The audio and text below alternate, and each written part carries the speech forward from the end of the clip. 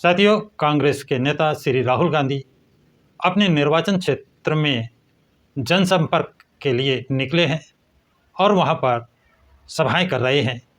इसी क्रम में कल उन्होंने 20 तारीख को एक सभा आयोजित की और उसमें जो कुछ उन्होंने कहा है पहले उसे सुने, इसके बाद मैं उसका आपको डिटेल में बताने का प्रयास करूंगा। ये तो कहना पड़ेगा कि कांशीराम जी ने नींव रखी जी सर, और बहन जी ने काम किया जी, ये तो मैं भी मानता हूँ। मगर एक सवाल है जी सर, बहन जी आजकल चुनाव ठीक से क्यों नहीं लड़ रहे? ये भी सच है जी सर। अब हम चाहते थे कि बहन जी बीजेपी के विरोध में हमारे साथ लड़े जी सर, ये बात है। मगर मायावती जी किसी न किसी कारण नहीं लड़ी, तो ये भी मतलब हमें तो काफी दुख लगा, क्योंकि अगर तीनों पार्टियां एक साथ हो जाती तो बीजेपी कभी नहीं जीत सकती जी सर। सही। तो साथियों, आपने सुना कि राहुल गांधी ने ये माना और कहा कि कांशीराम और मायावती ने पहले काम किया, लेकिन वो चुनाव अब ठीक से क्यों नहीं लड़ रही हैं। हम चाहते थे कि वो हमारे साथ चुनाव लड़ें और हम तीनों पार्टियां अगर मिलकर लड़ते तो बीजेपी नहीं जीतती। अब उन्होंने जिस तीर से बसपा को घायल करने का प्रयास किया है, लेकिन वो तीर उल्टा उन्हीं के खेमे में चला गया और इसका जवाब कांग्रेस को देना होगा, राहुल गांधी को देना होगा और सच्चाई से जनता को अवगत कराना होगा।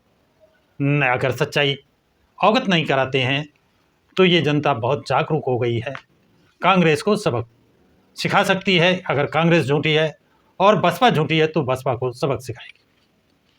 अब इन्होंने पहली बात जो सवाल उठाया कि कांशीराम और बसपा ने काम किया, उसको मान रहे हैं। दूसरा सवाल उठाया कि ये चुनाव ठीक से नहीं लड़ती है। हो सकता है कि जो जिस ढंग से राहुल गांधी चाह रहे थे चुनाव लड़ना, उस तरह से बसपा ने चुनाव न लड़ा हो, क्योंकि हर पार्टी का चुनाव लड़ने का अपना अपना तरीका है। अब बात आती है तीसरे सवाल। वो कहते हैं हम चाहते थे कि हम तीनों पार्टी का तात्पर्य उन्होंने नाम नहीं लिया, कांग्रेस, समाजवादी पार्टी और बीएसपी, यदि हम तीनों मिलकर लड़ते तो भाजपा नहीं जीत पाती। इस बात में उनके दम है, लेकिन सवाल ये पैदा होता है कि बसपा पार्टी को साथ में लेने का कांग्रेस ने या किसी इंडिया गठबंधन के दल ने प्रयास किया है अथवा बसपा को अपमानित करने का काम किया है। साथियों, हर बात पर गौर करिएगा और निर्णय आपको करना है कि कांग्रेस सही बोल रही है, राहुल गांधी सही बोल रहे हैं या गलत बोल रहे हैं, जनता जनार्दन को गुमराह कर रहे हैं। ये निर्णय आप लोगों को करना है। इंडिया गठबंधन के संयोजक कौन थे? हाँ, सही कहा, नीतीश कुमार। नीतीश कुमार ने हर जगह, हर मुख्यमंत्री, हर पार्टी के लीडर से जाकर मिले। उदाहरण के लिए वो पश्चिम बंगाल गए, ममता बनर्जी से मिले। दिल्ली गए, वहाँ पर आम पार्टी के अरविंद केजरीवाल से मिले। कांग्रेस के लीडर्स राहुल गांधी, सोनिया गांधी, मल्लिकार्जुन खड़गे से मिले। जब लखनऊ आए तो लखनऊ में वो अखिलेश यादव से मिले, लेकिन बसपा सुप्रीमो मायावती से नहीं मिले। जबकि अखिलेश की पार्टी समाजवादी पार्टी क्षेत्रीय पार्टी है, राज्य स्तरीय पार्टी है और बीएसपी राष्ट्रीय पार्टी है, जिसका देश भर में वोट है। उस पार्टी से नीतीश कुमार ने कोई संपर्क नहीं साधा। अब सवाल पैदा होता है कि इंडिया गठबंधन के अन्य जो घटक दल थे वो केसीआर से को भी इंडिया गठबंधन में शामिल करना चाहते थे।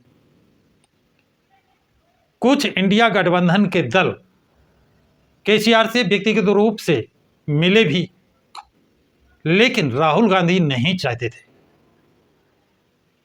कि केसीआर इंडिया गठबंधन में आए, इसलिए इंडिया गठबंधन राहुल गांधी को नाराज नहीं करना चाहता था, केसीआर को नहीं बुलाया गया।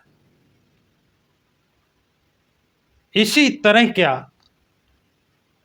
राहुल गांधी बीएसपी को नहीं चाहते थे कि बीएसपी को इंडिया गठबंधन में बुलाया जाए? और यदि राहुल गांधी चाहते थे कि बीएसपी को इंडिया गठबंधन में बुलाया जाए, तो इन्होंने किसी राजनीतिक दल को, इंडिया गठबंधन के किसी दल को क्या बसपा सुप्रीमो के पास भेजा कि उनको बुलाइए, इंडिया गठबंधन में आए? जिस तरह अन्य सभी पार्टियों के पास आदमी भेजे गए, लीडर भेजे गए, क्या राहुल गांधी ने स्वयं इस बात को बसपा सुप्रीमो मायावती से कहा, या सोनिया गांधी ने कहा, या मल्लिकार्जुन खड़गे ने कहा? किसी ने कोई प्रयास नहीं किया। एक राष्ट्रीय पार्टी को जानबूझकर इग्नोर किया गया। और शोहरत आम, क्योंकि मीडिया का खेल शुरू होता है, मीडिया इनके पास है। मीडिया ने से प्रचार कराया गया, दुष्प्रचार बसपा सुप्रीमो के खिलाफ। और पटना में जो मीटिंग हुई, तब भी राहुल गांधी ने नहीं कहा कि बसपा सुप्रीमो को बुला लिया जाए, उनकी कमी है। बगैर उनके अगर बसपा सुप्रीमो को मिलाए होते तो ये निश्चित है कि इंडिया गठबंधन की सरकार बनती। इस कमी को राहुल गांधी अच्छी तरह समझ गए हैं, कांग्रेस समझ गए हैं। लेकिन राहुल गांधी आज भी बीएसपी को साथ नहीं लेना चाहते हैं। मायावती का कद छोटा करके मायावती का वोट अपने में ट्रांसफ़र कराना चाहते हैं, बीएसपी पार्टी को खत्म कराना चाहते हैं। यदि ऐसा नहीं था तो बसपा का वोट बैंक उत्तर प्रदेश में, उत्तराखंड में, गुजरात में, महाराष्ट्र में, मध्य प्रदेश में, छत्तीसगढ़ में, तेलंगाना में, कर्नाटक में, बिहार में, राजस्थान में और हिमाचल प्रदेश में, हरियाणा में, हर जगह इनका इतना वोट बैंक बढ़ जाता कि इंडिया गठबंधन लगभग 400 सीटों पर पहुंच जाती। वो चीज़ राहुल खुलकर अब कह नहीं सकते हैं, कह नहीं पा रहे हैं। इसलिए ढिंढोरा वो बसपा सुप्रीमो मायावती पर फोड़ने का प्रयास कर रहे हैं, जिसमें वो सफल नहीं होंगे, क्योंकि उन्होंने पटना में नहीं बुलाया। दूसरी मीटिंग बंगलौर में हुई। बंगलौर में कांग्रेस की सरकार थी और कांग्रेस के नेतृत्व में वो मीटिंग हुई, तो राहुल गांधी कांग्रेस वहाँ पर बसपा सुप्रीमो को बुला सकते थे। एक मीटिंग दिल्ली में कांग्रेस के कार्यालय में हुई और मीटिंग के बाद प्रोफेसर रामगोपाल और शिवपाल यादव ने जो शब्दों का प्रयोग किया, जो अपमानित करने जैसे शब्द थे, कांग्रेस या राहुल गांधी ने कोई शब्द बोला? समाजवादी पार्टी ने यहाँ तक कह दिया यदि बसपा गठबंधन में आती है तो हम बाहर हो जाएंगे।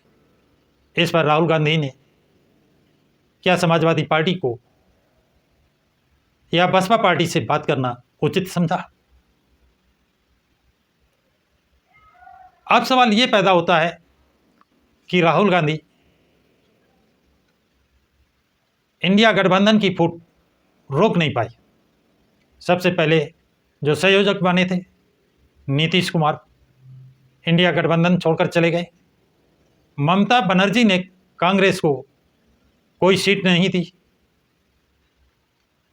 और दिल्ली के मुख्यमंत्री अरविंद केजरीवाल ने, जिनकी पंजाब और दिल्ली में सरकार थी, दिल्ली में तो कहा मिलकर चुनाव लड़ेंगे, लेकिन पंजाब में कांग्रेस को ठेंगा दिखा दिया, कोई सीट नहीं दी।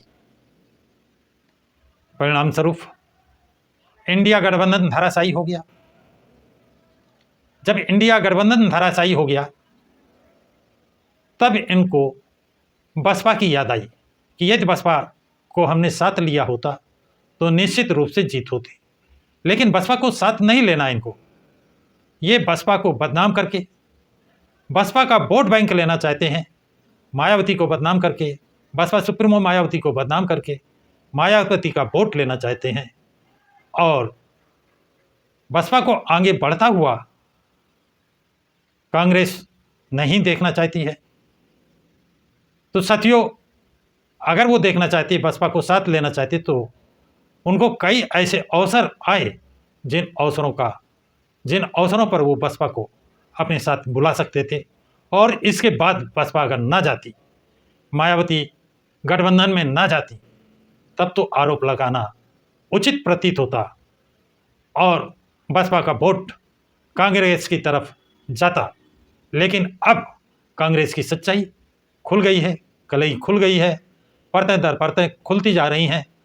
राहुल गांधी जितना बोलते जाएंगे परतें खुलती जाएंगी और जो बची हुई प्रतिष्ठा है उसे बचा पाएंगे या नहीं, इस पर आप लोग अपनी अपनी टिप्पणी ज़रूर लिखें। क्या राहुल गांधी के कथन में कितनी सच्चाई है अथवा असत्य पर आधारित है उनका कथन। इस वीडियो को अधिक से अधिक लाइक और शेयर करें। प्रकाश की राज चैनल को सब्सक्राइब करें।